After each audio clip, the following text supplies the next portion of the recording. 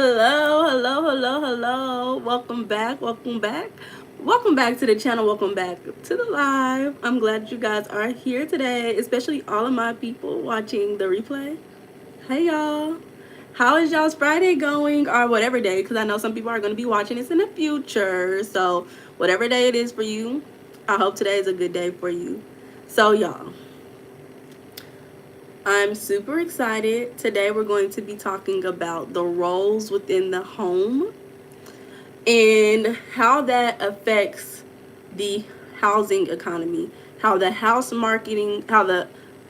home market economy is affecting marriage, why people are not getting married. It's a lot of things we're going to be getting into today. If y'all seen a thumbnail, I don't know. Some people may not get that reference on the thumbnail, but if you get the reference on the thumbnail, let me know. Just say me. If you get the reference in the thumbnail, in the comments, you rewatching this or whatever, just say me, because only a few people, a certain type of person is going to understand it. So, yeah, I'm super excited to talk about this topic today. It's a lot that goes into this, and this is actually going to be a topic that I was going to talk about. It was supposed to be the first video of this marriage series, but I held it off a little bit, and I don't know why, but I'm glad that we get to do it today. So y'all, thank y'all for coming in and liking the video. How y'all doing on this amazing Friday? I'm super excited. Y'all, I did a poll, and not a lot of people voted on the poll, but I'm only assuming that more people will see it and more people will vote throughout the week. But I did a poll where I was asking who you guys were, like, you know, where you were when it came to working. And I was kind of surprised to see that a lot of y'all are not working. And I'm wondering, is it because of the of the market, the economy? Is it because of layoffs? Is it because of the government? Like, you know, I was really interested in seeing what exactly is the reason why some of you guys are not working. But before we get all into that, remember, y'all, hey, y'all.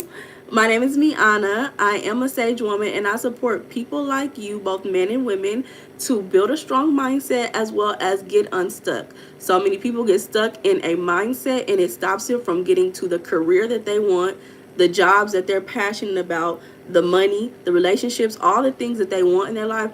Them being stuck in a certain mindset gets them trapped in a lifestyle that they don't want. So that's what I'm here for today, to support you guys in getting unstuck and getting the life that you desire, one day at a time, y'all. So if you are interested in getting unstuck today, book a free 15-minute consultation in the description below. Go to the website Transition with Leisure. That's what I'm here to do. I'm here to support you in transitioning with leisure. But are you guys ready? I'm excited to get started on this conversation today, y'all. I feel like you guys are going to enjoy it. What's the lip combo? You know, I always wear Broadway, all the colors, Broadway, and any lip liner, y'all. Just put some lip liner on, y'all. Put all the colors on your lips and then put lip gloss on. I'm telling you, that's how it works. You retired. Congratulations to you, Cornbread. What did you retire from doing? I can't wait to retire, y'all. 10 more years. No, I'm playing. Y'all. And also, y'all, I started reading this book. Mind y'all, I've been having this book for a long time. Hey, John, I've been having this book for a while. Before I even was on YouTube, I've been having this book. And I started reading it, but I didn't really, like, it didn't really hit me the way that it's hitting me now that I'm doing this conversation on YouTube. This book is called Is Marriage for White People. This book is called Is Marriage for White People. So right now, this is where I am. You can tell how interested I am in it because you can see I'm writing in the book and highlighting. You can tell the interest that I have. Here, this, I think I put important page because this is an important page. It was so many gems on this one page. It was so many gems. Like here, one of them. I put a freaking word because they were talking about how a lot of poor people, they seek emotional intimacy and understanding in a marriage, right? But also, we all know that love marriages don't last as much as like other types of marriages. And so they basically were saying, you know, these type of relationships or these type of people want a nurturing partner with whom they can grow as a person. But in order to have this type of relationship, you need economic stability, but you're poor. So how's it going to work? You know? And then another one that they said they don't think that marriage allows a person to become stable. They think a person needs to be stable in order to have a good marriage. I said, this is so interesting. This is so interesting. This one also said research from, and this is for black relationships. It says research from the 1990s found that black women gave more weight to a husband's economic status than did a white woman. Because, and we'll talk about this in a different video. I'm just talking about it until the 10-minute mark comes so we can get into our current conversation. But, you know, some of the biggest reasons why a lot of black women are unmarried is because of incarceration. Black women have a higher educational status, as well as oftentimes they make more money. And then for also because a lot of black men date outside of their race compared to black women. So that leaves a lot of black women, you know, not marrying because they're not dating outside the race as much. Mind you, this was written in 2011. This was written in 2011, so some of these stats are very old. But, of course, some of this still relates to today. So, yeah, I find it so interesting. I'm super excited to finish it, to get the sum of it all. But I'm excited. How y'all doing today? How y'all doing? You retired from the county? Like you was working like a guard or something? Hey, Andrew. Wonderful day, isn't it? Yeah, it's definitely a wonderful day. Let me turn this off. I hope this fan is not too loud, y'all. If y'all was hearing something in the background, it was my fan.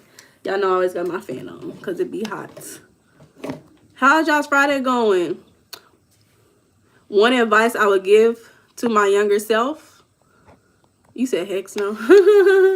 One advice that I would give to my younger self. Don't trust these words.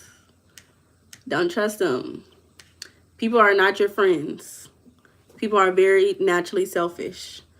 And when you have a big heart and you're not as selfish as these other people, you don't see it.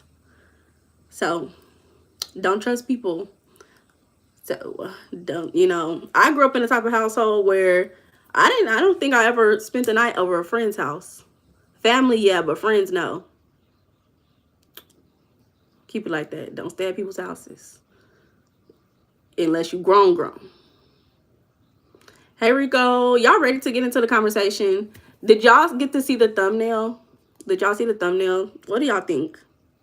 I want to know the thumbnail and the title, because it's definitely setting up the conversation that we're going to have today. Y'all know I always tell you guys about how the estrogen is increasing in the male society due to the food and due to the environment.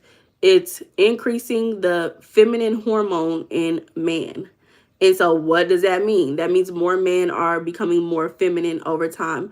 It's unfortunate, but I think it's very interesting with the increase of technology and how it decreases like actual physical labor. It's so many things that can correlate at one moment, y'all know? Head Start division. Oh, like schools. Like in the school system. Not all of us are here to get over on people. But I said that's what I would tell my younger self. If my younger self knew that, I would have did things differently. Oh, okay. We got an educator in the building, y'all. Shout out to all the educators. Okay, so y'all ready? We're going to go ahead and get started on the conversation. So, note that we're talking a lot about the housing market. You know, that's a big trend right now. You know, they keep talking about Trump said that it's going to be a 50-year loan. You know, that's a big trend that they're talking about right now. But if you realize that the housing market has a direct correlation to divorce and marriage rates, maybe people are thinking about things that we're not thinking about. I'm not talking about Trump, because I don't really know what's going on with that. I just know it's trending right now. But marriage housing rates have a direct correlation to divorce and marriage rates. Why? Why? Well, that's what we're talking about today. So know that this most recent. Oh, I didn't do a question. Y'all want to come? Who wants to come up with a question for today? If y'all can come up with a question that y'all are interested in knowing, I will ask that question. If y'all don't want to come up with a question, I know sometimes y'all don't be wanting to come up with anything. So it's up to y'all. Y'all let me know. If y'all don't, I will come up with a question in the next few minutes. But if y'all have a question that y'all are interested in asking people, I will use that as today's question. Y'all let me know.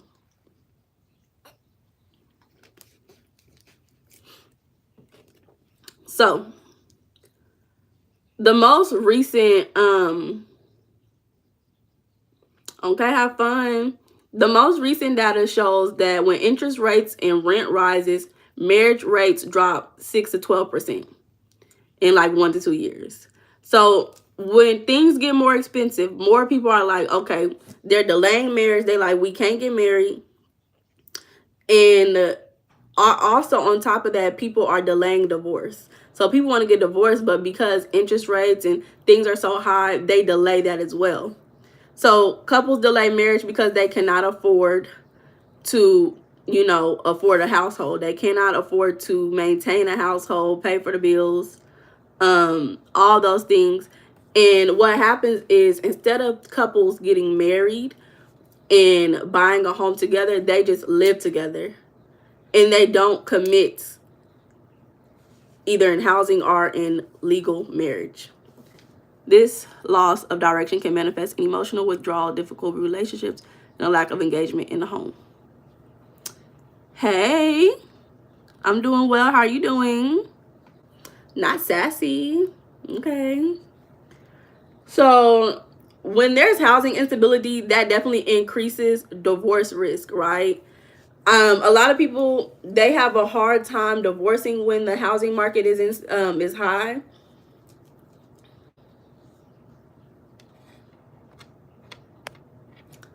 They have a hard time doing that. But on top of that, housing instability can, people, when they are in relationships, okay, they can't afford rent, they can't purchase a home, they move more often, and they live in more unsafe or overcrowded areas. So divorce risk rises. So people are more at risk to divorce when a housing market is unstable.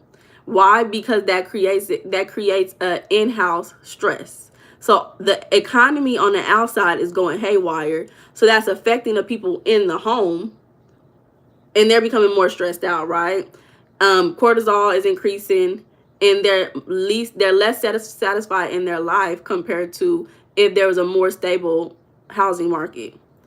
So, when housing becomes affordable, marriage rates increase, showing that people feel like they need to be economically prepared in order to get married. Most people don't want to get married if they don't got the funds, because it seems very risky. It's just not what's happening. So, after 2011, mortgage rates dropped. You saw that marriage rates rose, because we know like around 2008, that's when the economy was hit hard, right? So once that kind of shifted, it took a couple of years, we saw the marriage rates increase again. So housing costs regulate the marriage market. At the end of the day, the cost to buy a home and maintain a home is what's going to dictate if people are getting married. And so on top of that, we live in an individualistic society, y'all. We live in a society where family is not as strong, let's say, compared to like India. I like to always compare it to India because India is a very collectivist society and culture. So family is at the root of a lot of things that they do and a lot of decisions that they make. Whereas in America, like, people don't really think about their family when they're doing certain things, right? It's just not a first thought. So when you live in a culture like this, where we want to build a family, but we don't have a strong family background, or not me say not background, but like foundation, somebody to depend on if anything goes haywire on average, right? is going to increase the instability and lack of desire to get into a marriage if you don't feel like you have the foundation to do so. You say you think both partners need to be working. However, I do believe the man is supposed to pay all the rent. What I do personally, I withdraw from my equity and reinvest it back into property. Okay, like multiple properties, or like what you mean? So we see that the cost of buying a home, managing a home, has a direct correlation to how happy people are in their marriages. Right? So when people feel like the housing market is secure, they enjoy intimacy more, sexual activities. There's a higher sexual activities in the marriage, more satisfied in their marriage, less conflict in the marriage, and they feel like they can plan long term for their family. But when the housing market is insecure, which I feel like right now can create, with the drama happening, it could create an insecurity in the housing market. They're thinking 50-year loan. Oh my God. Like, I don't know. It could possibly, So when housing is insecure, couples fight more.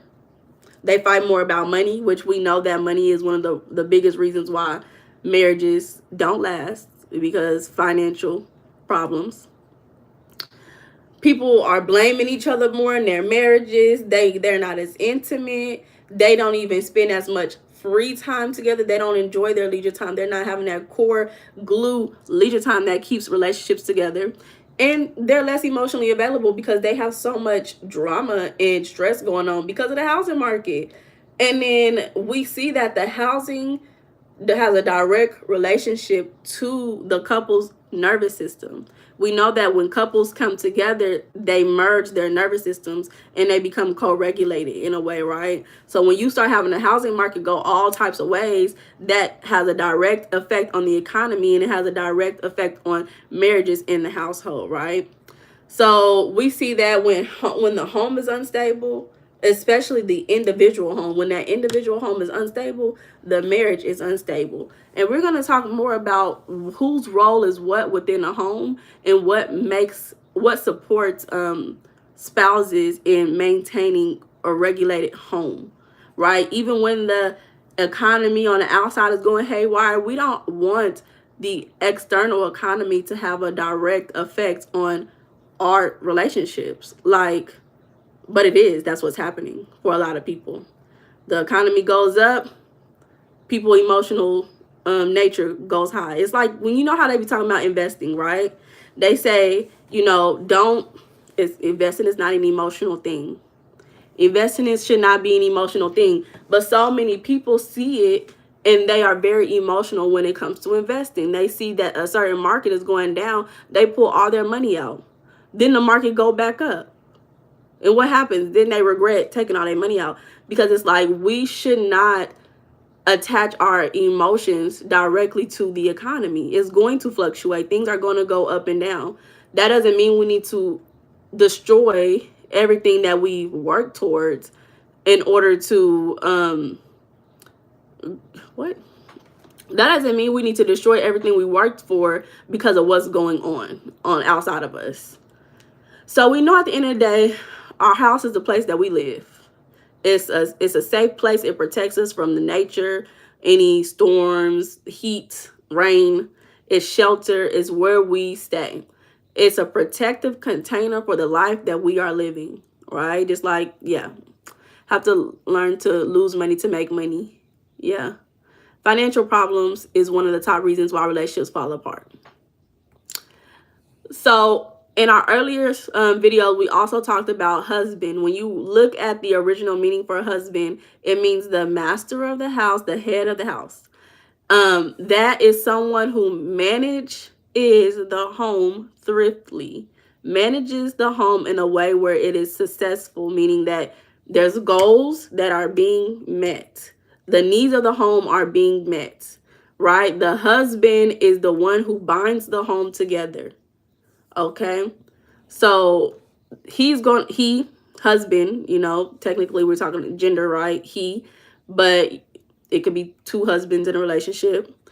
But a husband, the one who has that role, is someone who is responsible for the economic, physical, and directional management of the home. So this is the person who's creating a direction in which the home is going. Of course, creating it with the support of their spouse, but they're the ones who's going to lead the way, the leader, okay? That doesn't mean they have the end all be all say to what's going on in the home, but they're going to lead the home to prosperity, okay?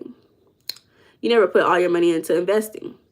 The money you invested should be money you don't need, and you could forget about it because it's not a great chance you will hit big profit. I do agree with that. So, and we know originally the wife was just a woman, right? There was not a direct job correlated with being a wife. But when you look into the term housewife, that's where you see a direct job being correlated with a woman. So originally we saw that the wife was someone who managed in the home, so it was internal, and the husband who was the one who managed outside the home. This was the what's the word, traditional roles of husband and wife, because as we see, the individual home has a direct relationship to the external economy. So if we want a stable economy, we have to start with the individual homes. And when you start with the individual homes, what makes up those homes is the family. And people need roles in this lifetime. You need a role to know where you're going, what you're doing. Like, everybody needs to know what they're doing, or guess what? What happens? Chaos happens. So at the end of the day, both the husband and wife is taking care of stuff. It just depends on what they're taking care of. Now, today, in this modern day, thank God we have more freedom to choose who does what. And I think that it creates a lot of cognitive dissonance because there are women who fall and they do better in being a husband, right? Being the husband, managing economically, creating a direction for the home. More women, not more, but there are some women out there who are better at being the husband and going to make money. I always use this couple that I like to watch on YouTube, Amber and Ben. Amber is the one who goes and makes the money.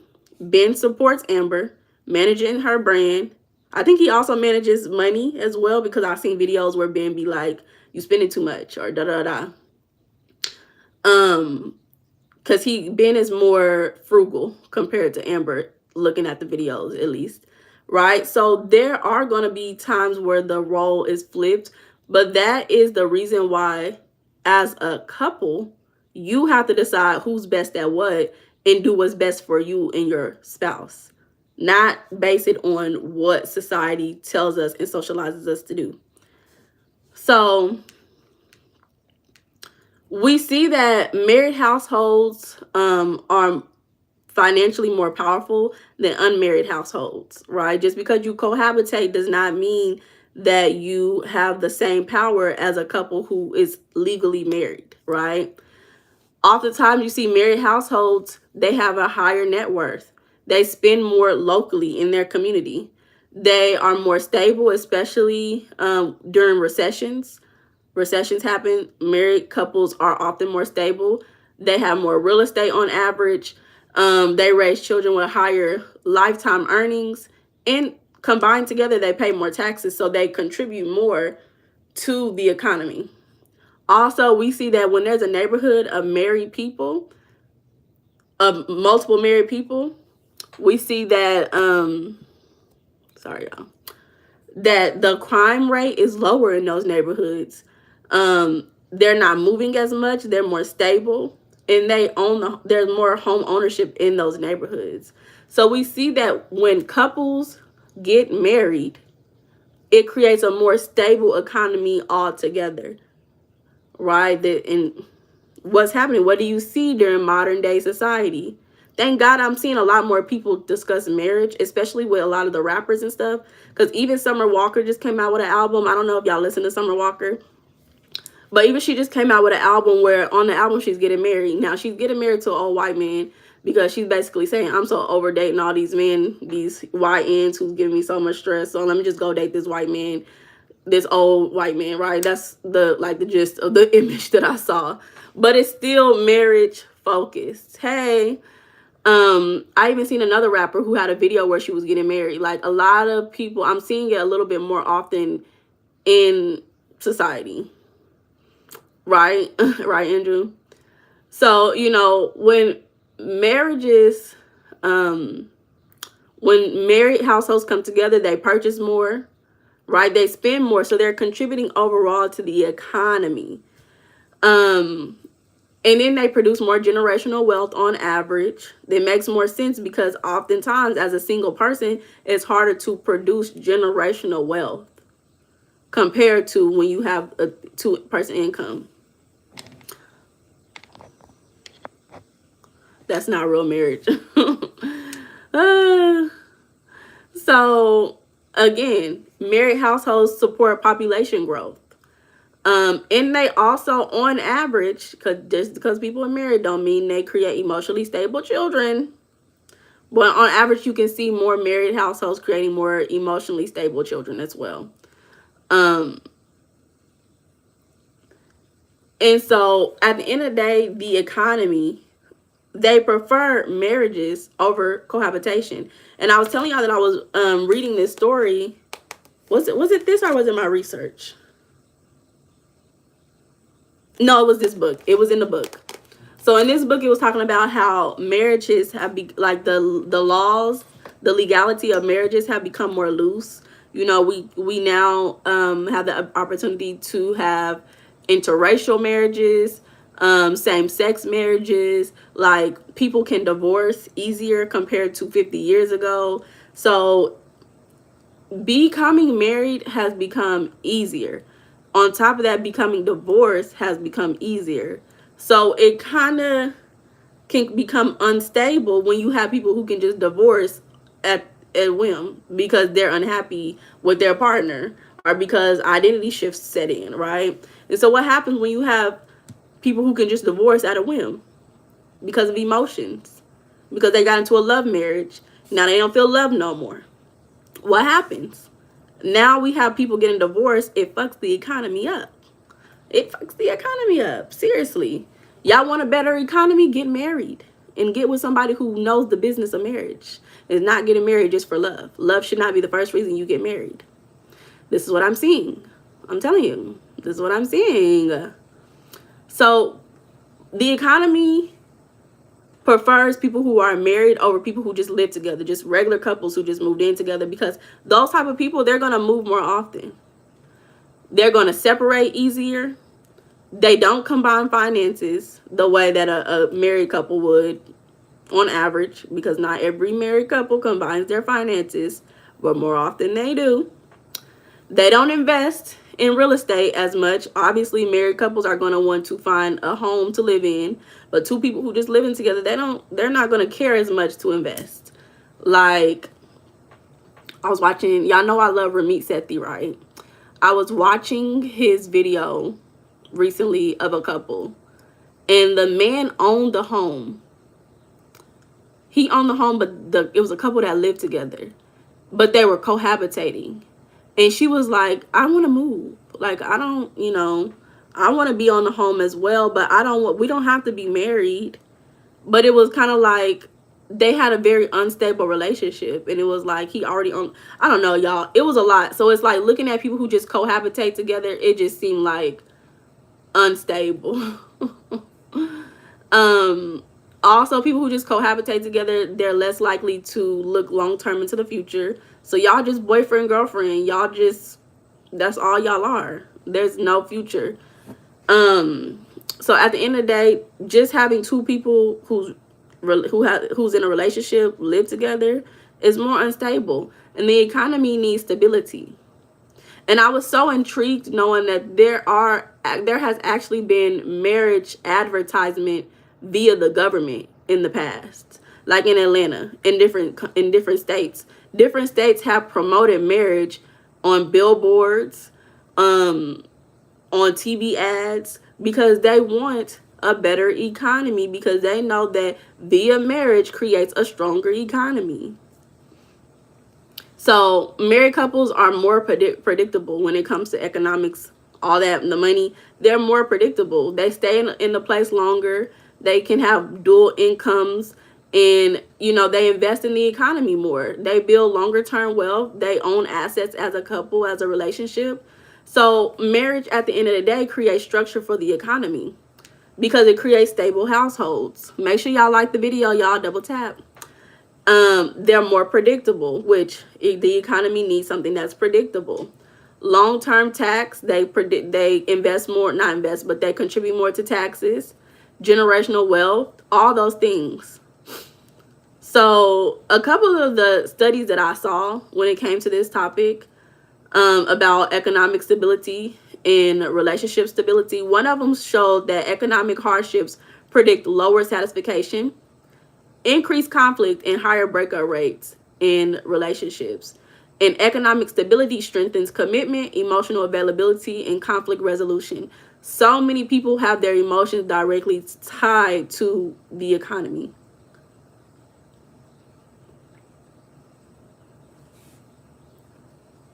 I don't think that's okay, y'all. Y'all's emotions should not be directly tied to this economy. The economy is important because money regulates stress, and stress regulates attachment behavior. People are not going to want to increase.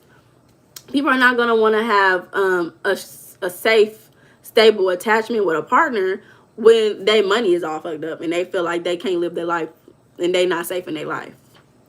Another one showed that when housing prices rise, marriage rates drop. People don't want to get married when life is expensive. Cohabitation increases. Instead, what happens? They just move in together. Unstable society. Relationship instability rises altogether. And affordable housing makes earlier marriage and lower divorce rates. So if housing was more affordable, guess what? More people are going to get married. So the economy matters because housing is the foundation of family formation. We need a home. If we're going to get married, we need a place to stay. If we're going to build a long-term life together, we need something that's going to be predictable, that's going to be safe, that's going to be stable. And so when the home is unstable, the relationship becomes unstable altogether. So again, this is why paying a, like, we, let me not even, I mean, because we gonna get there. We gonna get there. So at the end of the day, when people feel stressed because of the economy, they feel financially stressed out, they don't want to get into a relationship. But it's so interesting because oftentimes when you do get into a relationship, it makes you more stable. So it's such a backwards idea to be like, well, I'm not financially well right now, even though you have the mindset to be, and then say, well, I'm not going to get in a relationship, I'm not going to get married. But then if you was to get married, you will be more stable. You will be more oriented to get to the money. Like, it's such a backwards idea. And it's so interesting to even think about it. Also, another study that was done in 2020 showed that every $10,000 that a household has extra, like income wise, predicts 2+ years longer lifespan. So the more money you make, the longer you'll probably live. So at the end of the day, also on top of that, that shows that the economy has a direct correlation to life and death, right? Like, this economy thing, the ability to trade goods and services has a direct correlation to life and death. But as we always talk about, when I compare it to cellular behavior, the ability to exchange information is what keeps things alive. And what all the economy is trading of goods and services. So if you don't have the ability to trade goods and services, whether that's via money or actual physical items, how you're going to become stagnant and it's going to kill you, obviously. And that's what a lot of people are subconsciously afraid of is, oh, I'm not going to be able to trade. I don't have any money. I'm not going to be able to trade. Oh my God, how am I going to survive? That's the subconscious fear, is that they know that with the lack of trading comes possible death. the lack of exchange of information comes possible death. Spiritually, at least spiritually. So also on top of that, when the economy is stable, people are more committed to their marriage. There's less, well, when financial stress is decreased. Wait, hold up. Financial stress, not when it's decreased, but financial stress in general, it predicts less affection, less teamwork, more withdrawal within the relationship, so they're not as attached, and people want to get away from the relationship. People want to divorce. They don't want to be around their partner because they stressed out about money. So money definitely regulates the behavior in people's relationship, not just bills. So there are so many studies that show how the economy has a direct relationship, how the economy has a direct correlation to marriage. And the economy is most definitely like a heartbeat for most marriages, and people getting married and people getting divorced. And it's so interesting to know that. It's just so interesting. What y'all think? The economy is most definitely very, very important. So now I want to talk about, like I was just telling you guys, the economy is just the exchange of goods and services, money, labor, all those things. So that some of the top things that contribute to the economy, especially to the housing market, is like energy and gas, farming, healthcare, all these things that we hear about on the news every single day, and they talking about this is going on, this is going on. They're talking about it because it has a direct correlation to the economy. It has a direct correlation to what's going on in people's homes. If people in their own individual homes cannot go to a hospital and exchange service that's being provided, it's going to affect the people in the home. If people in an individual home cannot go to the grocery store and exchange for goods, it's going to affect the people in an individual home. That's why the economy is so important. People lose jobs. People can't pay their rent if the economy is going haywire. People don't want to have babies. Now nobody's contributing to society. People don't want to have babies. Now we don't have people working to contribute to the society in the future. This is why a lot of people are so worried about the birth rates. And so many people are worried about what's going on in the economy because they think in the future, how are people going to survive? How are these homes going to survive? Me personally, do what you need to do. Life is going to figure it out regardless. So now what I really want to talk about altogether is in the household, people's roles within the household. Because we think so much about, so many people are so focused on the economy. But if you regulate your household first, it will eventually reflect in the economy. If it's not going to reflect in the larger economy around you, it will at least affect the economy around you, your neighborhood, the city you live in, right? So many people are so focused on the bigger thing that's happening in the outside world, but it's like, focus on your home, because the house is the initial economy that affects the larger economy, and then life will figure it out. That's how I see. So many people are so invested emotionally in the economy, and it destroys their relationship when the economy is going up and down. But it's like your emotions should be more invested in your home first. What you want for yourself, long-term goals for your home, it should be invested there first. So that's what we're going to talk about, is the roles, because there are both internal roles and external roles when it comes to a spousal relationship in a home. Let me get something to drink real quick, y'all. Y'all, somebody gave this to me for free when I went to the grocery store. And I never seen this before. But when I tell you this is so good, this is so good. Like, I was not expecting to like it, but I was like, oh, it says it gives you energy.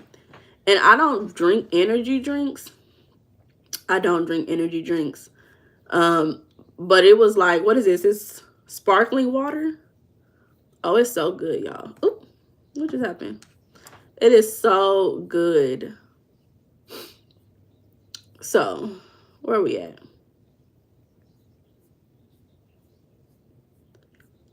Okay. So we look modern day, right? Spouses in relationship have different roles. If you know your role, you stick to your role, that's going to directly affect your own personal house economy. What's going on in your own home is more important than what's going out in the world. What's going on out in the world is not as important than what's happening in your home. They call that microeconomy, but it's so interesting because the original word economy started based on the individual home. I think that's so interesting. So every household, again, is a microeconomy, and it has input, it has output, so it has management, and it has an emotional climate. So this is going to include like the income, meals, the cleanliness of the home, intimacy, children, all of those things. So you have two main roles, and often these two main roles are divided by gender, but it's 2025 and we don't have to divide this by gender. If you are a woman and you want to earn the money and be the breadwinner, you can do so. And if you are the man and you want to manage the home, clean up and cook, you can do so. It's really up to you and your spouse on what you guys want to do. But if you have someone who knows, who is more competent in doing one thing, allow them to do it so that the household economy can flourish. We don't want to put incompetent people in roles that they cannot do. If your man cannot budget, if your man cannot budget and he can't pay the bills and you want to do that, do it. If you want to stay with this man so bad, do it. So we have someone who's going to be the external steward for the house. Again, these roles are to support the household, right? To support your household. Supporting your household should be number one desire. So someone who's going to be the external steward is going to be considered the provider, the protector, the one who's going to generate resources, i.e. money. So they're going to earn money. They're going to understand finances. So being financially intelligent, they're going to be more strategic in decision making. They're not going to be as emotional. They're not going to make decisions based on emotion. They're going to be more focused on career growth, securing health insurance and benefits for both partners, right? For both, like, one person can be the one who gets the health insurance, but they add their spouse onto their health insurance to make sure that they're okay. They're going to be the one focused on getting more money. They're going to be looking at how can I get a raise at this job. They're going to be making sure that they protect their home from external threats. Somebody break into your house, how they going to figure it out? That's what this spouse is going to be more focused on doing. And then they're going to be looking into long-term planning, i.e. retirement, investing, buying a home, all these things. So you have the external steward who's more focused on how am I going to keep this house going? And that's why the husband was originally considered the person who is the head of household, because they did these things. They made sure the bills was paid. They made sure everything was invested in the right way so that this home can continue to flourish in the way that it needs to.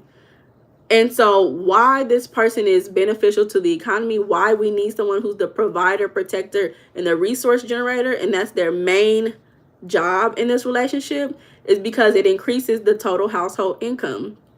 When somebody doesn't have to worry about managing the internal needs of the house, they can solely focus on making sure that the money is coming in and being funneled in the right way. That does not mean that this is the only thing that this person does. That means they lead in this area. So just because you have someone who's a provider and focused on the external stewardship, that doesn't mean the one who's focused on the internal stewardship doesn't have a say in what's going on in the home and what's going on with the money, right? Doesn't become a end all be all, doesn't become a power imbalance because someone is earning all the money. It just means that that's what they're best at. That's what they do. So it creates a more predictable financial stability. It decreases stress when they know this is what I'm supposed to be doing. They can plan, and it creates a sense of safety. And then so we have the opposite, which will be the internal steward, the person who's more nurturing, going to be more of the emotional manager and may regulate the home more often. They're going to be in the home a lot more often than the external steward, right? This is going to be the person who's thinking about meals. What are we eating for dinner? This is going to be the one who organizes the home, who creates a daily structure for the home. They create an emotional climate. They schedule things. They have more of relational maintenance. So they're the ones who's maintaining the relationships for the family. We know that most men, they don't do that for themselves, even when single, right? And the reason why they have such strong relationships on average is because they have a spouse who does that for the family. We know that they're going to be create more of an intimacy in that partnership. They're going to nurture the bond, and they're going to most likely look after the kids more often than the one who's focused on external needs of the home. So, when you have someone who's focused on taking care of the things inside the home, the internal environment, it reduces household chaos and decision fatigue, right? It protects emotional intimacy. It improves mental health. It improves earning potential for the individuals when they know what they're supposed to be doing. It stabilizes children's emotional development and increases marital satisfaction and regulates the nervous system of the household. Let me tell y'all a couple. What's this girl's name? Her name is Zaria. I've been watching her videos a lot, but she's married to a military man. They got married super young, but they seem to have a pretty good, stable family foundation and people to rely on, which I think is very healthy for their relationship. But she was a stay-at-home wife. Like she was not working. But with that, with her not having to work, it afforded her the opportunity to build her own businesses. So now she has a cleaning business that she does with her best friend. She does YouTube, all these things. And so what happens when you have roles, when people know what their role is, it relaxes them in other areas of their life, and it gives them the ability to grow in whatever areas they can grow in. So I thought that was very interesting because, she maintains the home in her day-to-day life. You see that she's waking the kids up, getting them ready for school. She's taking them to school. She's running errands with one of her sons. She is doing her business, taking them to swim. Like, there's so many things that she's doing. And where's her man? Her man is at work. Her man is at work, and she's managing the household. But on top of that, because she has the opportunity to manage her household, she takes that and she builds household finances. She makes more money for her whole household. And that's one of the best things that I've ever seen, because another person who does this is Ashura 7. She's another person who does this. Her husband gave her the opportunity to stay at home. Even before she had children, he made sure all of her things was paid off. She stayed at home. He invested in her education, invested in her in general. And then now what does she do? She has multiple streams of income that directly goes to their children and their financial longevity. So oftentimes when you do have a couple, a spouse, where one person is solely focused on managing the external needs of the household and the other person is more focused on the internal needs of the household, it allows the person focused on the internal needs, when they get that all straightened out, they oftentimes go and make more money that contributes back to the household in general. So I find that so interesting, the amount of women who I see do that, because I love it. So these roles are very clear, and they complement each other. And oftentimes when people fall into these roles, they're more satisfied. There's a lower divorce risk, higher financial mobility, so that means they can do more with their money. They have better sexual chemistry, better parenting outcomes, and better conflict recovery. So make sure that when you and your spouse are together, y'all know who is best at what, whose role is what. And again, that doesn't mean that they're doing that all by themselves, but that means they're leading in that area. They're being a leader. They're doing it, taking care of it. And the other person has input. It's not a power struggle. The other person has input, but just means one person is leading. So just because a woman is the internal home manager doesn't mean that the man is not cleaning. Doesn't mean that the man is leaving socks all around the house and dishes, right? He's going to clean, but more often the woman is going to lead in that. She may have her personal schedule of what gets cleaned on certain days, you know? So even in fully modern feminist societies like Sweden, the two roles still appear because people need role clarity. People need to know who they are, what is their identity, and with roles come identity. So people don't need a rigid gender role just because you're a woman, you got to clean, right? No, we don't need that, but we need some type of structure that says who does what. Because when you have two people focused on making money, then there's no emotional climate. The home becomes tense. Chores accumulate. People get stressed out about chores. Lack of intimacy. The children are dysregulated. People are more likely to fight. They don't want to have sex. Financial stress increases emotional support, right? So because the emotional support is missing.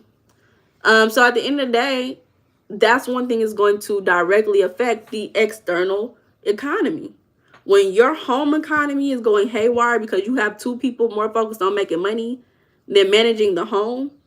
Remember, the home, the family, is the foundation of the economy. Am I missing something? Oh, y'all, why I ain't seen none of these chats? Y'all, that's crazy. I have not seen not one of these chats. That's crazy. You say you kind of glad you don't have kids? Same. Rico said keyword own. Hey, Airly. Andrew, you said you love how I break this down. Very impressive. It's rare someone has me actually thinking about something. Oh, I love it. Thanks. I'm happy that I can press it. His lame. Who lame? Leave feelings and emotions out of it. Facts. That was my biggest concern when being single. I worked so much that my woman was in charge of paying the bills. She had full access. But I think that gives roles. Like, if you know, just because you working, if you know, okay, well, this is her role, she's going to take the money and pay the bills, it gives role clarity. And that's all we need in relationships is people knowing what they're doing. Everything on auto pay, life easy, period. Structure. Okay, Andrew, have a good day, baby. He probably already left, but proper etiquette, a real gentleman. The fuck? Ah, dang, I missed everything. What's going on? Dang, I missed it. Okay, so same thing. When you have two people focused on the internal needs of the household, who's the one thinking about long-term financial planning? Who's focusing on housing, on the house stability? Who's focusing on these things, right? Because two people thinking about what's going on in the house, cleaning up, taking care of the kids, whatever else is the roles of the internal steward, they're going to have housing instability. They're going to have money anxiety. They're not going to be able to afford their children. Resentment grows. And they're not going to be able to respect the partner. Meiana wasn't, I was in teacher mode. I didn't even think nobody was in the chat, honestly. Y'all know the chat be going to zero. It be saying 0 people in here. So I just keep talking. So again, you need people who know their roles. Who's doing what? Because when two people are doing the same thing, there's a role that's left unattended. And at the end of the day, let me say this. At the end of the day, if you are in a relationship and you live in a home, there are roles that needs to be done. Single people do it by themselves. But when you have a spousal relationship and y'all live in one home, you don't have to do it by yourself. Now you can split the roles on who is more capable of doing what. It decreases stress. Y'all are more satisfied with life. So when the studies that have been done recently, so these all 2021, 2020, and 2023 are when these studies occurred. And this show why dual roles matter. So dual roles household with clear division show 27% lower conflict, 33% higher long-term satisfaction, 40% higher financial mobility. Role clarity also improves income expansion. So you know what you're doing. The person can make more money. The person who's the breadwinner and who's contributing to the finances of the house can make more money. Emotional security, sexual frequency increases, parental cooperation. Couples who merge responsibility but define domains. So again, just because one person is the leader does not mean that the other person does not contribute. So when they merge those responsibilities, but they know who do what, they're more satisfied and they're least likely to divorce. So a man typically, on average, is going to be more of the external steward. They're going to be more focused on the economic success of the household. And the woman, on average, will be more considered the internal steward. So it's more common, but it doesn't mean that it's required. It's not necessary. Again, it depends on what your relationship needs. Who is best at what. So when they do that, it creates financial stability, emotional stability, sexual polarity, and household harmony. So on average, when a woman is the external steward and the man is the internal steward, in which we see it sometimes when it comes to millennial and Gen Z households, i.e. Amber and men.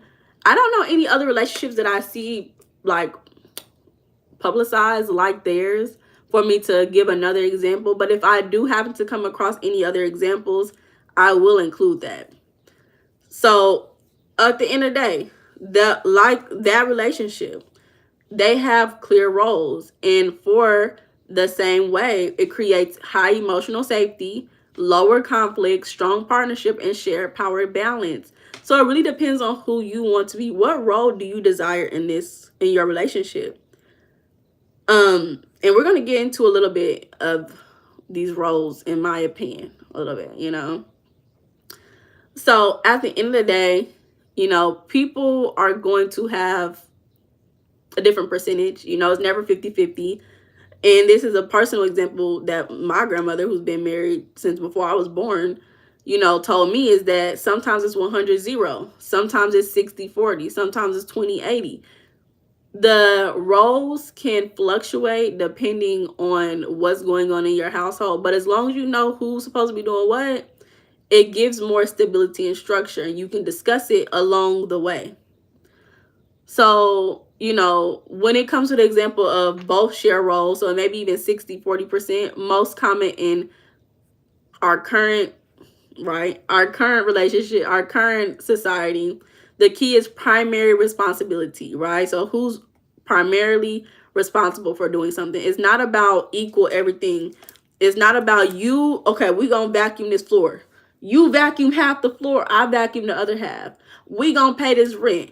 I'm going to pay $500. You going to pay the other $500. We going to pay this electricity. You going to pay $100. I'm going to pay $100. Like, first of all, that's stressful. That's very stressful. And I think that creates money anxiety as well when you're in a relationship where y'all split everything down 50-50. If you're in that relationship, run away. So, humans, they cannot succeed when it's such a tense structure. It's so tense. It's like, oh my God, we got to do all these things and then we got to come together and do 50-50. No, things change. Never 50-50. Just know who does what and focus on that. Just do it. Again, when people follow these home roles, when the person who is the external steward pays the bills are paid, future is planned, money is saved, housing is stable. When the person who's an internal steward does what this person's supposed to do, emotional tone is peaceful, connection is protected, sex stays alive, the marriage thrives, children are emotionally secure. When these people know their roles and they are happy and satisfied in these roles, it creates a strong housing economy, which reflects the external economy. Marriages are important. They affect the national economy because more people who are married have higher home ownership. higher consumer spending, higher productivity, lower crime, lower health care, stable neighborhoods, more harmonious altogether. So, Grand Slam. Facts. So really think about these things, and if you are in a relationship, you have a spouse, whose role is what? If y'all don't have defined roles, it's time to figure it out. It may be causing marital stress. Your wife got 3 kids, and she probably the best to take care of the kids, but she got to worry about you not making enough money because you more worried about who cleaning the dishes. Figure it out. Figure it out. You're not worried about making more money because you're more worried about BS. So again, primary responsibility is the area of the household that one partner leads in. Again, just because someone is primarily responsible for something does not mean that they own that. Does not mean that they control, they dominate, and it is not gendered. It's who is more capable. Right? That means they're the leader. Even as when you become a spouse, when you become married, you have to learn how to lead accordingly. Which a lot of people don't even know how to do that. And it's so sad how people don't know how to lead, because power gets to people's head. Power is just the ability to do something, but people see it as so differently. All power is the capability to do something. That's all it is. So just because you have the power to pay all the bills and you have the power to produce all the income does not mean you take that and hold it over your partner's head, because that becomes abuse. It's abusive. So, just because you're the leader in that area does not mean you're doing it by yourself. Your partner is still supporting you. You're just a leader. So you are the one generating all the resources. Your partner is still supporting you in making financial decisions. Should we buy this house? Should we invest in a new property? Should we pay for our kids' education? Should we invest our money in this? Y'all are still having those conversations, but the partner who's leading it is most likely going to be the one to go and do the work, right? Same as cleaning. The internal steward is cleaning up. They're making sure the home is clean. They might even be overseeing cleaners who come in the house, right? They're doing that. That doesn't mean that this person is not cleaning at all. Just because you have someone cleaning your home does not mean you need to be a dirty bitch. Okay, don't be dirty.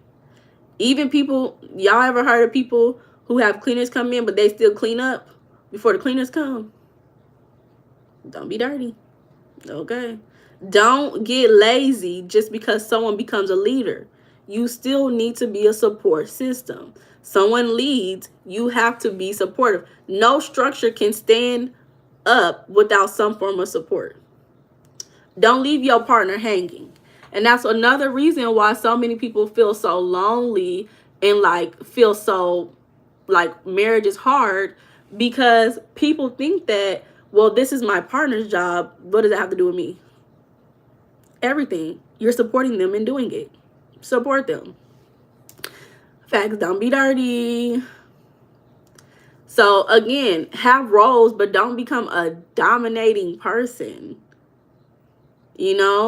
Don't do it. It's going to create inharmony. It's going to create confusion. It's going to create a hostile environment.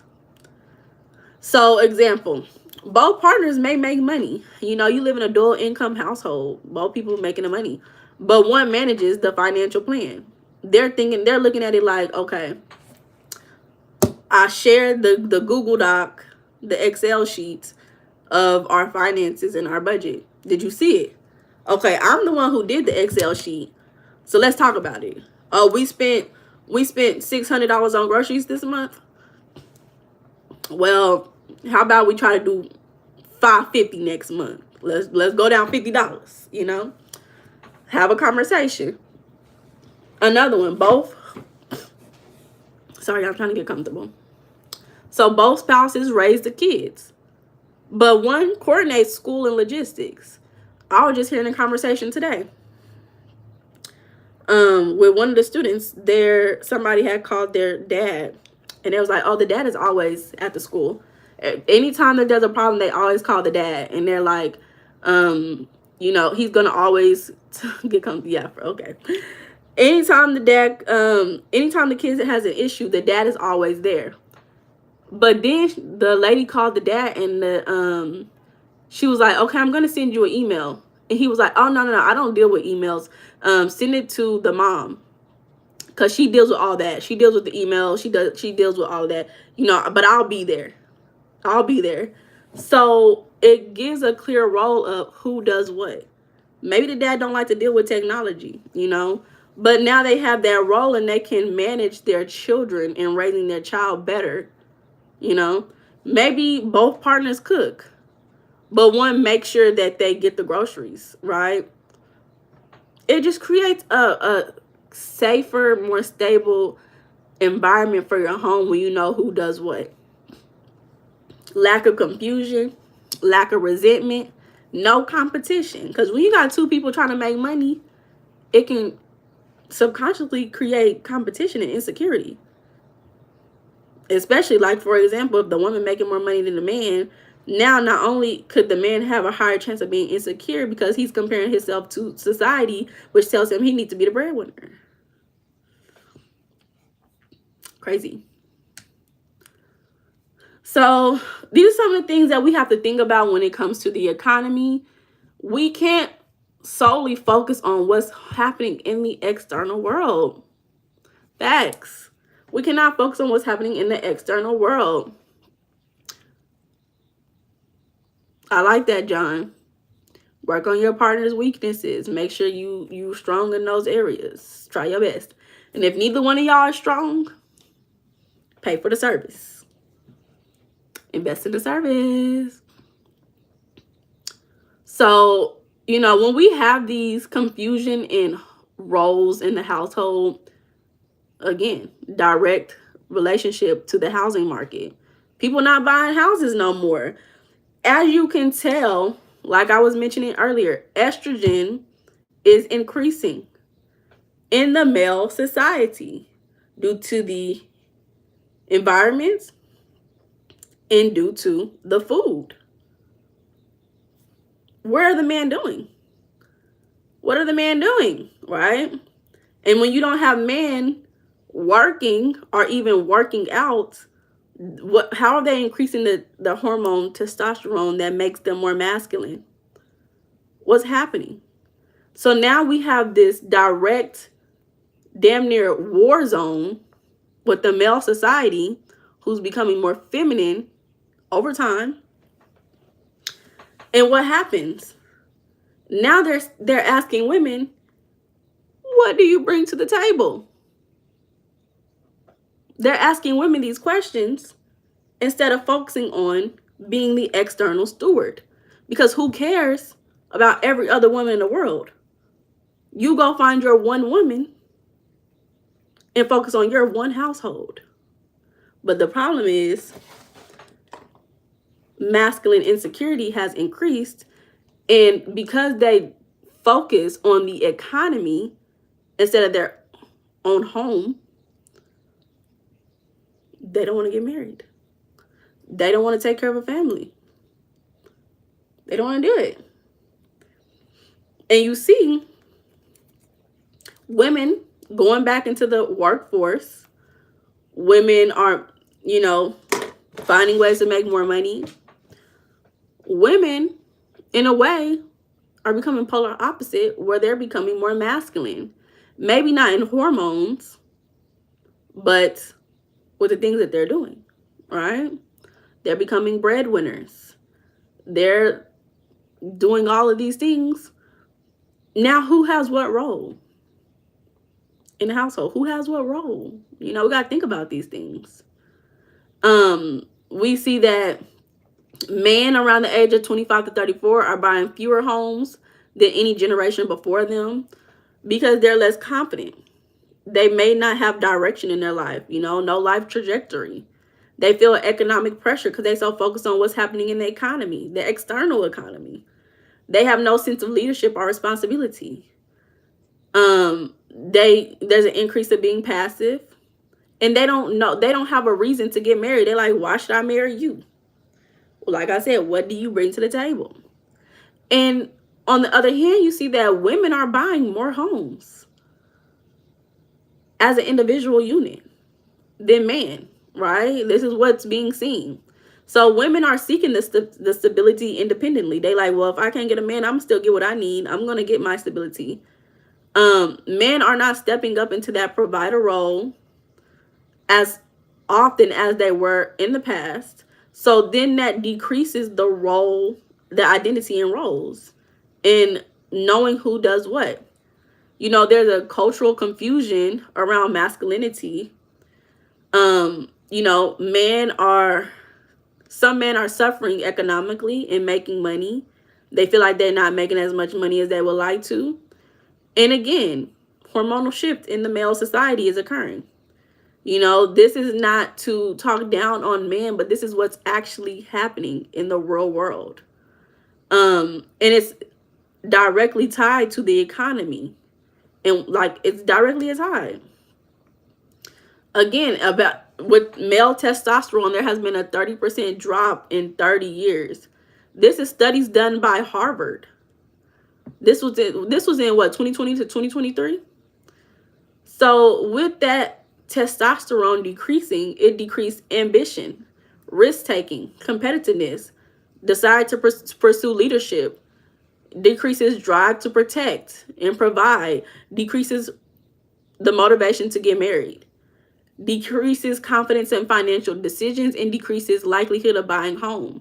So with lower testosterone, men become less likely to be future focused and less likely to claim responsibility. So it's affecting a lot of the things that's affecting our economy. And we're having this shift in men and women. And I'm so interested to see how is that going to affect us in 20 to 50 years. What is our society going to look like in 20 to 50 years if men's hormones are on the same level as a woman? Whew. You had a conversation about that? What are you guys doing as men to manage your hormones? That's what I'm interested in. That's what I want to know. How are you guys fighting back against this hormonal war happening on the man? That's in turn affecting our society's stability and our economy. Because a lot of men are no longer leading the home, and it's so sad. It's super, super sad. But at the end of the day, just like with the larger economy is based on the exchange of goods and services and all those things. The smaller economy is focused on the exchange of goods and services, the ability to get their needs met. Where's the food coming from? Where is the cleaning products coming from? How is the kids' education? How is the safety of the environment? All of these things is affecting the smaller home environment. And these are the things that we should think about when we think about marriage. Stop investing your emotions in fickle things, such as the economy and politics. Those things will not be the same in 4 to 5 years. America is not going to have the same exact economy for 10 years straight. It's just not going to happen. Things have to change. Hey, Kiefer, you always be coming in towards the end. Friend, where you be? What be going on, babe? You got to sign up for the post notifications. So, like I was saying, when it comes to, exactly, John, when it comes to who does what, you have to decide on who does things based on their capacity and their, what's the word? The word is going to come to me. It's going to come to me. So, example, You may have a partner who works 60 hours a week. Your partner working 60 hours a week, do you think that partner can focus on the internal needs of the household? No. Nothing stays the same. Exactly. I believe the same thing. So don't invest your emotions in the external economy. Don't do it. Because then guess what? Your marriage is directly affected. And your marriage is more important to the economy than the economy itself. So, again, a partner who's home full time may not have the capacity for a financial task if they're taking care of children or whatever else is needed in the home. So, if you're trying to figure out whose role should be what, think about it. Who has the time to do it? Who has the energy to do it? Who has the mental capacity to do it? And within a good, healthy marriage, there's flexibility and fluidity because things change. Capacity changes with seasons. So a good marriage revisits these roles and adjusts accordingly. It's never going to be, this is exactly how it is. But again, if you're going to be the external provider, even through, okay, like, so for example, you're the external provider. So you're the one bringing in all the resources. Let's say you have a job issue where you get laid off. That should not mean that now your family is in complete chaos because now money is not coming in as much. There should be savings, 3 to 6 months of savings. Hopefully you have investments. You should have one investment that's easily liquidated, that can be liquidated. That means that you can easily take that investment, sell it, and get the money. So that could be like a car. And I'm telling y'all this because some people don't know these things, and it took me a long time to learn these things for myself. You want this is how you should set up your finances. You want to have 3 to 6 months of savings in a high yield savings account, right? Something that's easy to access. After that, you want to have some form of investment that's easily liquidated. Sometimes that could be a CD. CDs you can get from the bank. And you can put CDs in for like 3 to 6 months, even year or so, and it gets stuck at a consistent rate. Whereas sometimes high yield savings accounts, the rate fluctuates. But a CD, the rate doesn't fluctuate. You can lock in your money at that. Then you have other investments, depending on whatever you invest in, that's easily liquidated. So if you are the external steward, you're the one bringing in the resources, you have a plan if something ever happens to you. So at least for 3 to 6 months, you and your family have the safety to do as you need. And even beyond that, if you have things that are easily liquidated, even beyond that, you could just liquidate that and you have time to plan for whatever is next. And so another example is like for women, I've seen women who, like, let's say that they're the internal steward and something happens. Like I seen this one woman, she cooks for her family. She went away on a business trip because she also owns a business, which again, I love seeing relationships where the husband makes his wife a stay-at-home wife and then she becomes a business owner. I love seeing those relationships.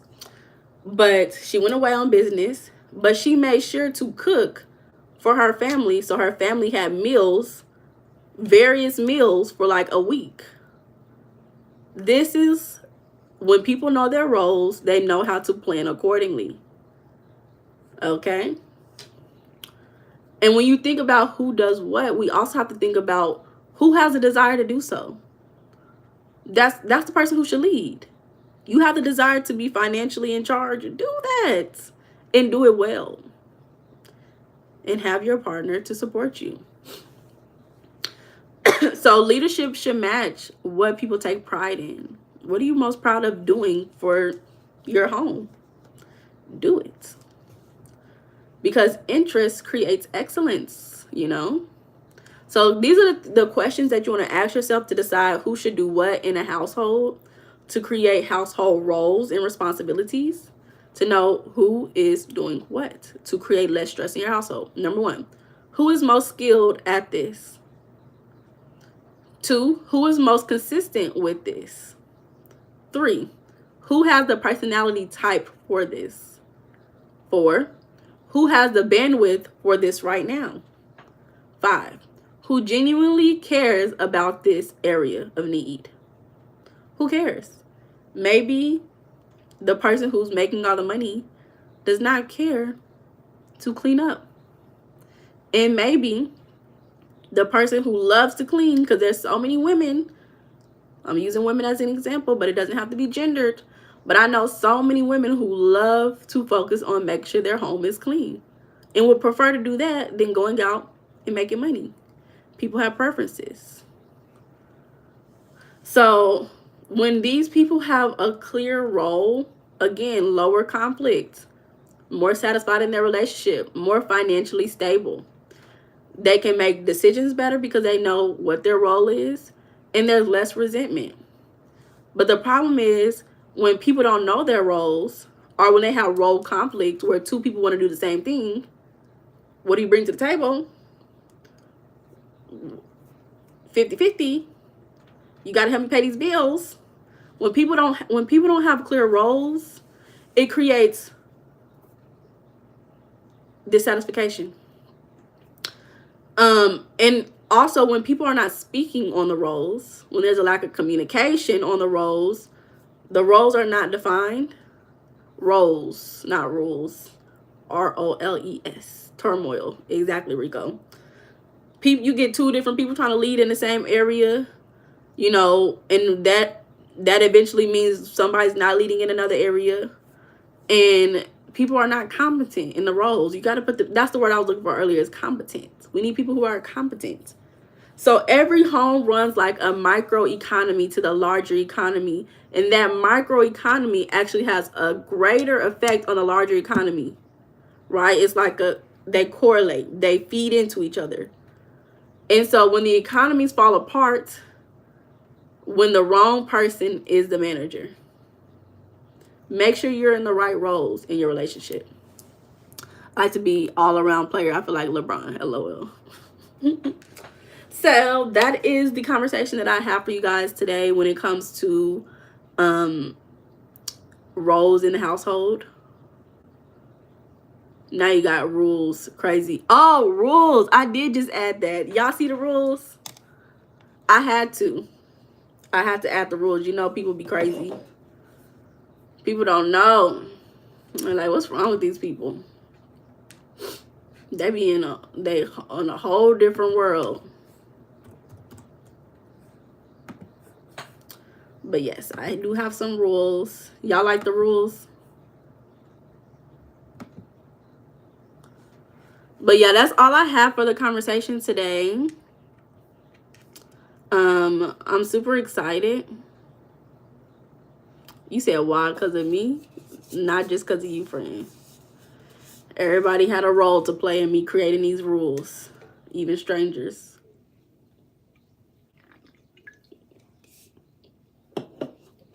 Thank you, Rico. So, yeah, I'm excited. Can't wait to see you Sunday. Me too. Make sure y'all like the video if y'all on here, y'all. Me too. I don't know. What should we talk about Sunday, y'all? Where's my thing? What should we talk about on Sunday? Let me see. What's my topic list?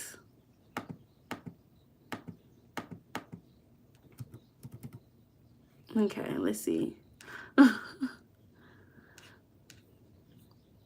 So we just talked about the house, the economy, husband, all those things, roles in the house.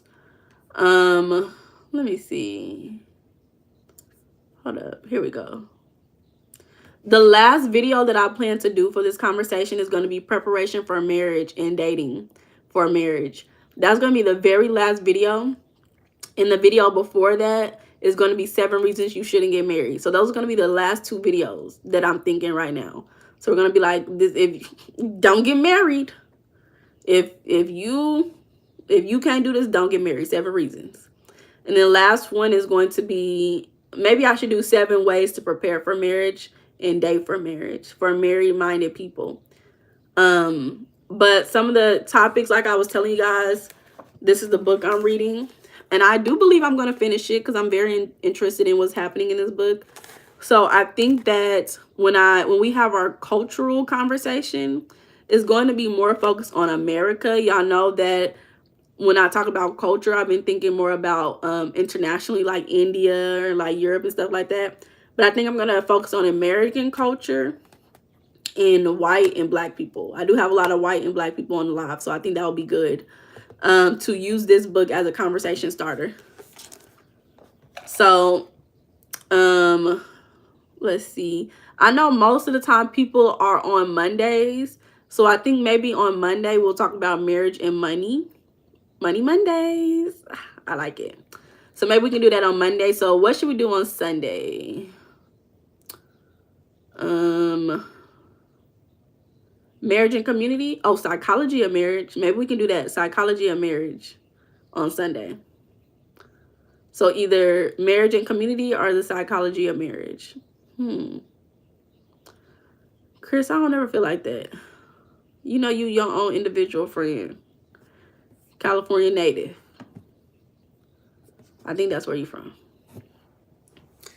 So I love all of my unique individuals on these lives. Everybody has their own personality, contributes to the conversation, you know. So yeah, maybe the next one we'll do is psychology of marriage. Y'all want to talk about anything before I get up off of here? I'm about to have me a good night. I'm about to have me a good night. Soulful Sunday. Psychology. Okay. Okay. Yes, Los Angeles. Oh, crazy. Chris, we got to get you out of LA. I remember I went to California one time, but I didn't really have the best experience, but I had a good experience, you know. What I eat, I ate. You wanna know what I ate? I ate Chick-fil-A. Those little pretzel sandwiches. Oh my God, 10 out of 10. 10 out of 10. Yeah, Friday is when the fruit flies tend to show up. I'm dead. John, don't play with me. You know I'm traumatized. Please. I'm so traumatized. I don't know. I feel like I was being punished for something. I don't know what it was because I don't feel like I need to be punished. But I was like, this is damn near punishment at this point. Because what is going on? Y'all, also, what should be our next conversation? Yeah, Rico, you know I'll be doing that now. I'll be looking. But yeah, for sure though. But what should be our next conversation? Because not Chris talking about he was a cook. Not Chris trying to traumatize me. What's going on? I was thinking since it will be December, maybe we could do like the body, like keeping a healthy body, like eating wise and exercise. I don't know. It's not really my interest, but health in general. I don't know what I would talk about, but I was thinking maybe something like that. John, y'all always be like, whatever you want to talk about, but what do y'all want to talk about? Or I was thinking, because the poll that I did, half of the people say they didn't have a job, and I've manifested so many jobs. So I was like, maybe we can talk about jobs and manifesting a good job. I don't know. Hey, friend, you said health and wealth. Byron, hey, y'all, where y'all coming from? You said cooking? Like the cook-off of Johnson family. Okay, Chris. See? Anywho. Somebody said cooking, health, and wealth. We touching on all subjects. Okay. But which one are y'all more interested in like doing? Because you know with these conversations, it increases our ability to manifest positive outcomes for what we want in our life. So I want to do topics that you guys want to better in your life. Like if there's a certain area where it's like, oh my God, if I could get this done and locked in, I would do it. Like if it's something like that, I would love to talk about that. I'm wanting to do more things that you guys are interested in. And not just what I'm interested in, you know? But on top of that, so we got health and wealth. Maybe I'll do a poll on my channel post. But I do also, I think I'm going to do less videos because a lot of people don't come on live on Fridays. But more people will come on live on Mondays. That's when I see the most people coming on live. So I was like, what if I went live like once a week on Mondays where everybody could come in and, you know, talk? Or maybe just do a Monday live and a Friday live. Because I start the week and I end the week, you know? Maybe try to do a poll. Okay. Yeah, at first I was thinking health and wealth. But when I did the poll, where now 17 people who voted and 47% said they're not currently working. I don't know. It's a lot of men on this channel, and I feel like 47% not working.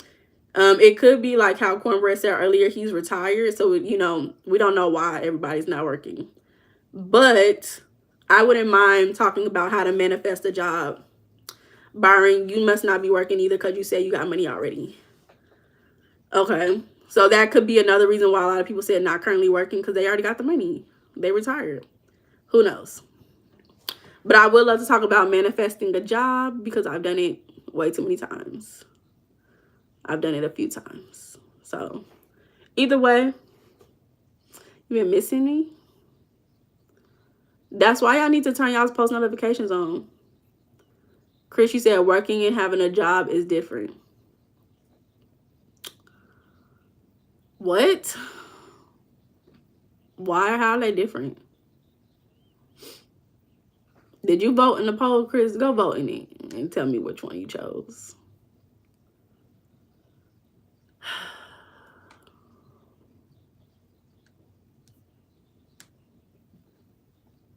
You voted? Okay, good.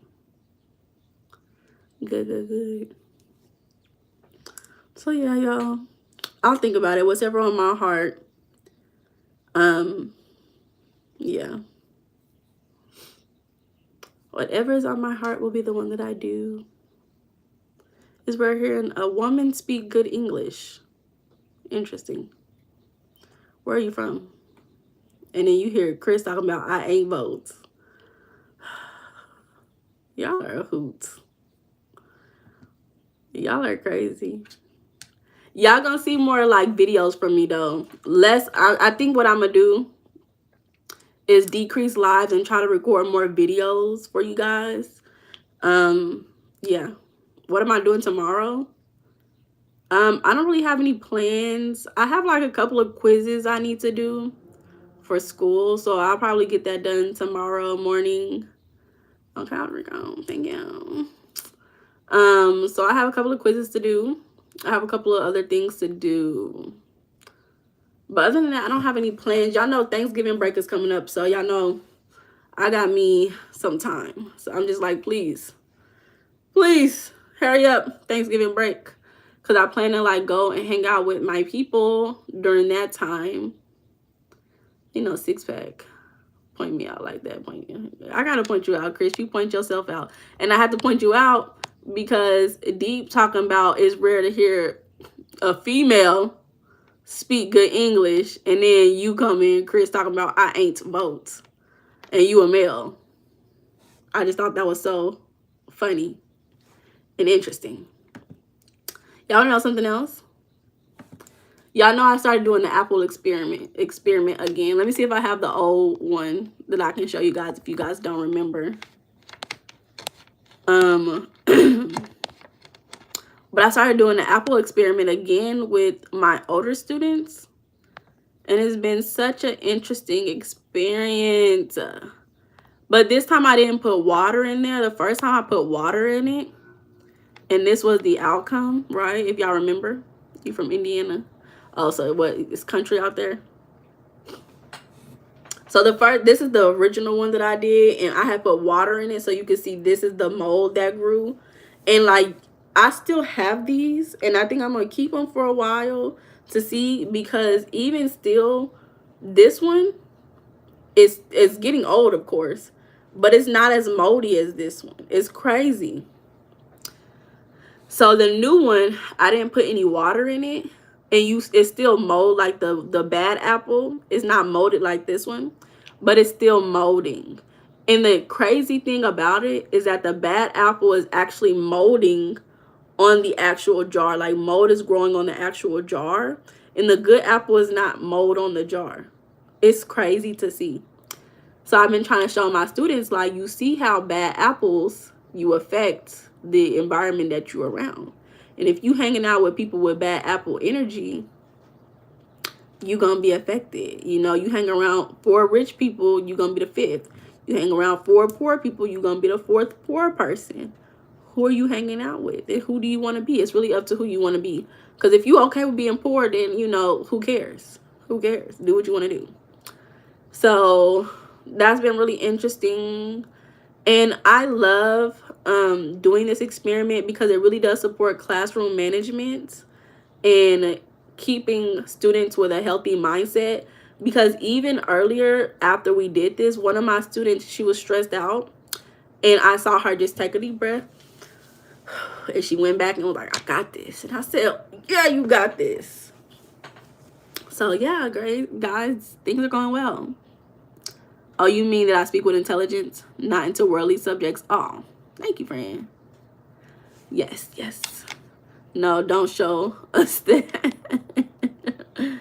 I'm the right, you're the left. Chris, see, that's the ignorant speaking. You know you on the prayer list, Chris.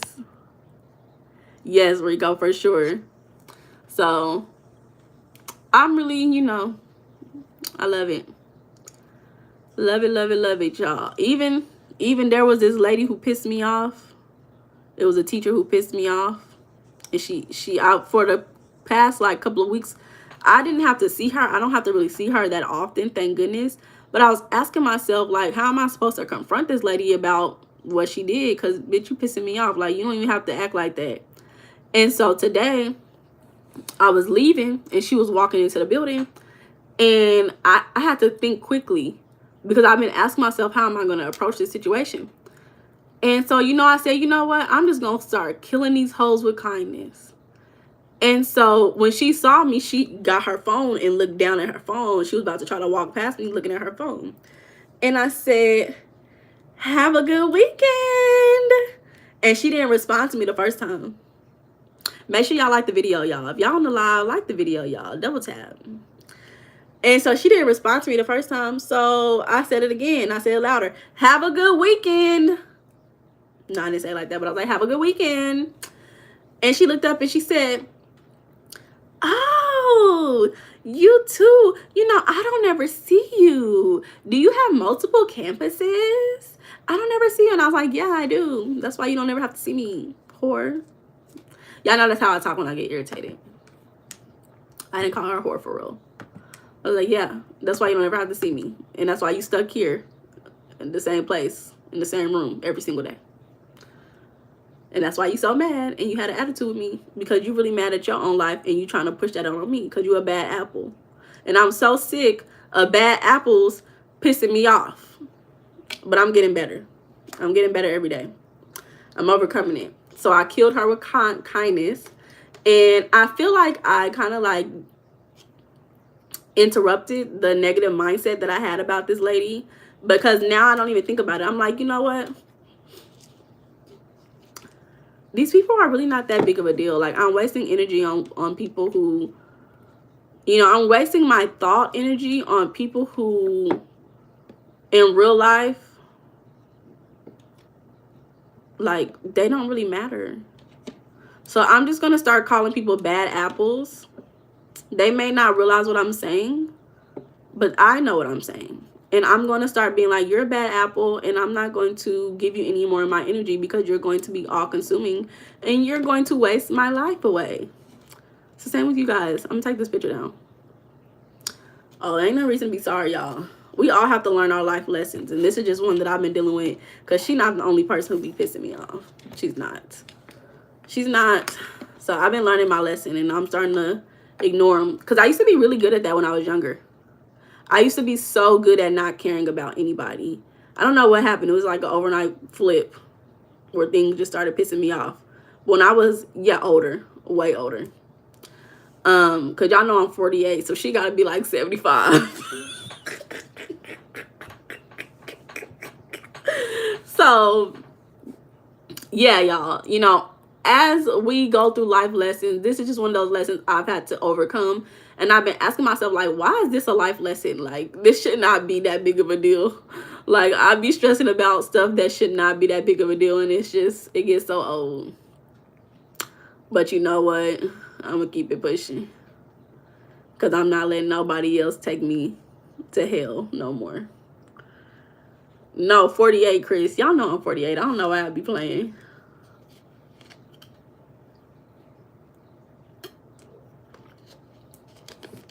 I don't know why y'all be playing.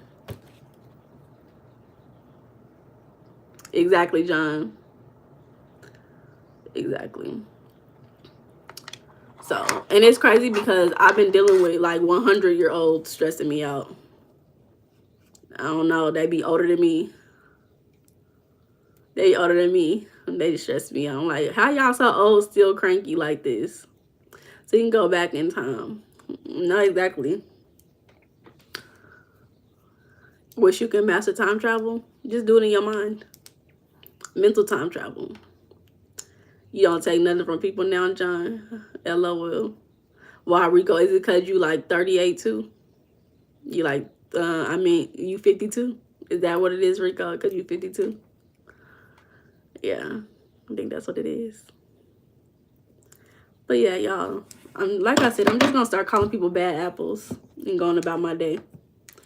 I'm like, you bad apple bitch. They gonna think I say you bad built. That's probably what they think what I said, but that's not what I said.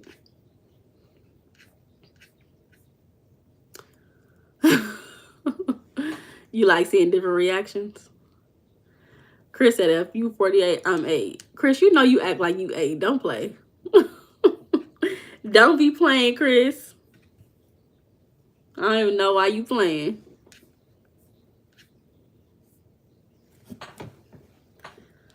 Chris, you gonna have to come and rewatch the video. You gotta rewatch the replay, Chris. You gotta rewatch the replay. I'm telling you. Y'all. But yeah, I'm about to enjoy my evening. Yeah, Chris. At least I love, Chris, your honesty. Self-awareness is really important. That's all that really matters. Babs. The hell is a bab? Broke ass bitches. I think that's what you mean. Is that what you mean? Is that what you mean, John? Broke ass bitches. For sure. For sure. That's what we're calling them. For sure. I like it. Unless you mean something else. But you gotta tell me. Bab. No, for real. Babs. That's why I say I don't front. Okay. Babs. No, I'm just gonna just say bad apples. You bad apple. Scold them like they a kid. Dang.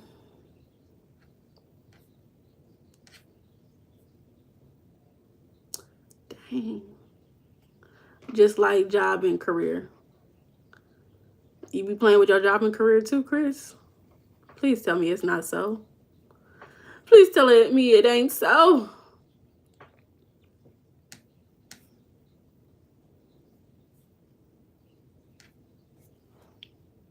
Before you forgot? Before you forget?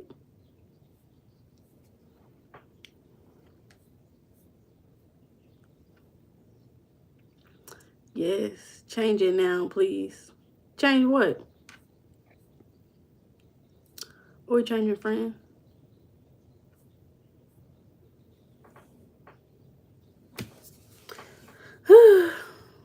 I'm gonna have a good night tonight, y'all.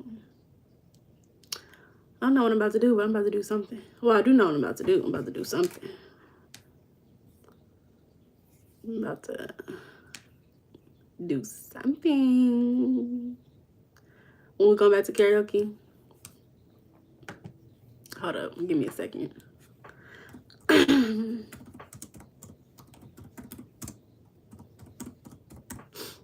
What song should I sing? This is a good. Who is this?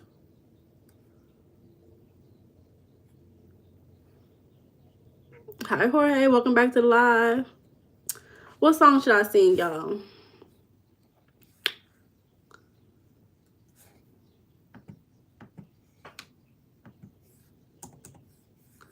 Oh, I got this one. Since we talked about the economy today. This is the song, since we talked about the economy. Y'all ready? Hold on, let me get some water first. We talked about the economy. We are in America, most of us. So this is the song. This is the American song. If this was to be the American anthem, y'all know that we would hear it in every school. One day it might be the American anthem. I feel it in my spirit. Especially with Trump as president, you know Trump be doing whatever he want to do. So he might make this the American anthem. Y'all ready? You got to live with me. Okay. I hopped off the plane at LAX with my dream in my cardigan. Welcome to the land of fame excess. Whoa, am I gonna fit in? Jumped in the cab, here I am for the first time. Look to my right and I see the Hollywood sign. This is all so crazy. Everybody seems so famous. My tummy's turning and I'm feeling kind of homesick. Too much pressure and I'm nervous. That's when the taxi man turned on the radio and the JC song was on. And the JC song was on. And the JC song was on. So I put my hands up. They're playing my song. The butterflies flying away. Nodding my head like yeah. Moving my hips like yeah. And I got my hands up. They're playing my song. They know I'm gonna be okay. Yeah, yeah, yeah, yeah. It's a party in the USA. Yeah, yeah, yeah, yeah. It's a party in the USA. Y'all know that's the United States theme song. Y'all know it is. Shout out to the United States. Shout out to my country.